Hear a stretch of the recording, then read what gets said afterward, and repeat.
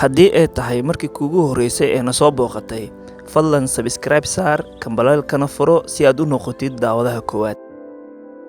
Waa habeen saq dhexe, si lama filaan ah ayay hurdada uga soo kacday.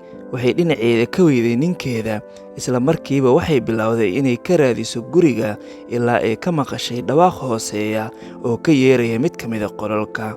Si degan ayay u soo taagtaagsatay si uusan u dareemin ninkeeda. Isla markii ay timid qolkii, waxay aragtay ninkeedii oo gacmaha u taagayo Ilaahay subxaanahu wa tacaala, isaga oo aad u oynayo. Ma aysan maqli karin ereyadiisa, laakiin si kasta xaalku ha ahaadee, waxay garwaaqsatay sababta uu ninkeeda u oynayo inay tahay iyada oo awoodin inay uur yeelato.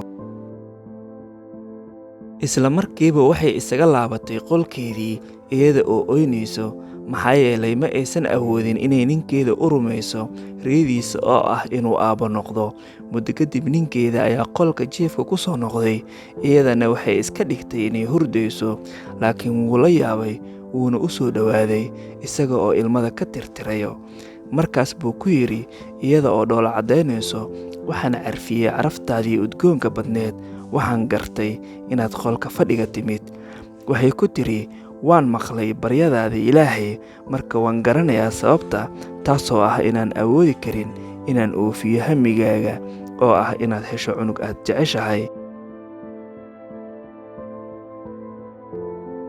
Indho jacayl iyo naxariis ka buuxo intuu ku soo eegay ayuu ku dhahay, laakiin aniga sababtaas darteed umaan ooyeynin, balse waxaan ku riyooday riyo aad u naxdin badan oo cabsi leh. Waxaan ku arkay adigoo iga cararayo oo leh ifur ifur. Sidaas darteed waxaan u soo toosay inaan Ilaahay ka baryo inuu adiga ii kaa xifdiyo oo ii ajiibo inaad ii ahaato xaaskeyga adduun iyo aakhiro. Aad ayay u ooysay kadib markay ogaatay baaxadda uu la egyahay jacaylka uu u qabo ninkeeda.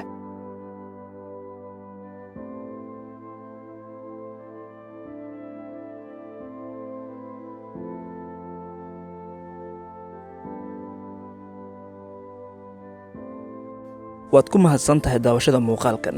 Fadlan like saar, janaalkana subscribe saar, kambaleelkana furo si aad u noqoto daawadaha koowaad. mahadsanid.